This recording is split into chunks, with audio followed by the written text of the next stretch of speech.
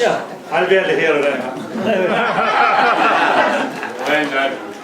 Well, look, not so far from here, there's a village, let it be unnamed, and there's a house. And I've been passing through, I passed through that village quite a number of times. Now, look, first of all, I don't believe all the stories I hear, but I do check them out as much as I can, just to see the people who are telling me the stories, is there anything behind them? And if there isn't, so what? Because a good story can be a good story, and that's fine too. But sometimes there's always, there could be a bit of truth in a story, and that makes the story all the more interesting. Now, and that happens, we'll say, sometimes, especially with the Biddy early stories. And like I say, Biddy stories, lots of people think Biddy didn't even exist. Well, I recently found her death cert. I found her death cert, and I think nobody has ever seen that. I was rooting through the courthouse in Ennis for something else entirely, and lo and behold, I found her death cert. I put it in the next edition of the book. A copy of it. But any case, this particular village near here, not too far from Limerick at all, I noticed that there was a house, a big house, now derelict. But to look at the house, you'd know that at one stage it had been a shop. There was a big windows, fine stone house, and it was in the process of being done up again, restored. Now, I wasn't looking for the house, I was only passing through, but it was a kind of a house you couldn't but notice. Anyway, it interested me. Now, my wife, as I said, she was teaching, and this village was within the catchment area. So I said to her, look, ask the pupils, do they know anything about this? And she did, and she came up with nothing, which wasn't surprising because, look, pupils are pupils. Maybe they didn't ask too much. But eventually, I did find out, I knew an old man in that place. And if you keep inquiring about a thing, eventually you will find out. And the old man told me the story behind it. He said that shop, and it was a shop, I was right, that shop, back around the time of the land war, it was owned by this family who owned the 2,000 or 3,000 acres, both in Galway and in Clare. They owned that business. They owned, I presume they were Protestants, but I was wrong. They were Catholic. They had lots of workers working for them, and they were the old party, which is the John Redmond party. It was during the land war. They were conservative people, as you would guess, from what they owned. Now, at the time, during the land war, of course, there was the estates were attempting to be broke up. Now, a new curate was appointed to the parish, and he was a young man, kind of fiery, and the parish priest said to him, look, don't have anything to do with this. The clergy weren't supposed to be involved at all. But like I say, he was a bit fiery, and he gave a sermon off of the altar, for the tenants. Bad thing to do. There was a political meeting a short time afterwards, and there was a bit of a clash. And things got hot. Now the curate was there. Now he didn't get involved. He took the parish priest's word for it. But there was a woman there on the old side, and she had a placard, and then she hit the curate and belted the placard.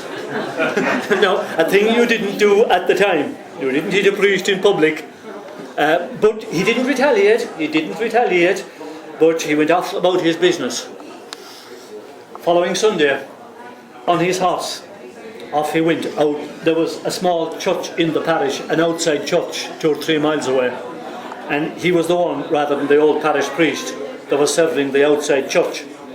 Off he went with his stuff in a bag and out to the outside church, and when he arrived, the sacristan took the horse by the reins, and the priest took his bag, and in he went. Now, of course, there at the gate, was the usual crowd that you'll get around any church in Ireland. The usual boys, that will be there, the discussing this and discussing that. Some of them that won't come in at all. My mother used to always call them the pick and flick brigade. You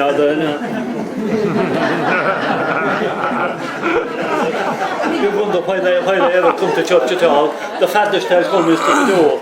But anyway, when the curate came to the gate, there at the gate was, hanging off the gate, a cat. A black tomcat, dead, and a white cardboard collar round his neck. To symbolise the priest. Now, there were the boys, of course, watching to see what would the priest make of this. And the curate, of course, couldn't miss the cat. But he said nothing, did nothing, only walked past, as if he didn't notice.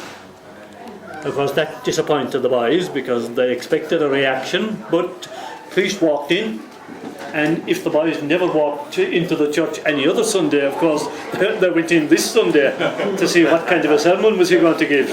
Anyway, he went into the sacristy, robed up for Mass, and the candles were lit, and out he came. Now remember, at that time, of course, it was the old Mass, the Latin Mass, and the priest would be facing away from the congregation, and it started, in nomine Patris et Filii et Spiritus Sancti, amen. Member intruibo ad altare Dei, Deum qui ratificat juventutem meam, qui tuus Deus fortitudo mea, quare mea repolisti, quare tristis in cede. Anybody remember who has served their Latin Mass remembers that? Yes, I did, and a lot of you here did. And on it went, and finally, the boys below, Jesus, come on, get to the sermon. We're all thinking, is it going to be like Hitler or something? But anyway, finally came to sermon time, and he got up on the pulpit, and they were nearly wetting their trousers now, this is going to be a real sermon. And he got up on the pulpit, and nomine Patris et Filii et Spiritus Sancti, amen. And he faced them, and he said, if 'tis cats they want, 'tis cats they'll have. Nomine Patris, Filii, and he turned into the altar, and on went Mass. And they were there looking at each other. God blasted it, like, what kind of a sermon is that? That's no sermon at all. Pure disappointment. They couldn't understand it. And they were disgusted, nothing else. But anyway, on went Mass. And at the end of Mass, they came away, growling and snarling at each other. But anyway, that was fine. Following morning, the shop below in the village opened. But as soon as the door opened, the cats shouted together. Big, black, hairy old tomcats from the four corners of the compass, north, south, east and west. They gathered, and in the door, as soon as the first customer in over his shoulders, under his legs, up on the counter they came, up on the shelves, and started to... and now you know what cat's shit is like, and cats... They would stink you out of it. They would stink you out of it. And there were the people of the house inside, their shoulders to the door, trying to keep them out. They couldn't. There were hundreds of them and hundreds of them there. And eventually the people of the house had to leg it out the back door.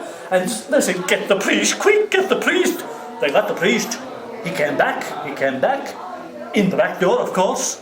Oh, he said what prayers he could. But he brought the cats, but he couldn't get rid of the cats. And eventually the parish priest came. He couldn't get rid of the cats.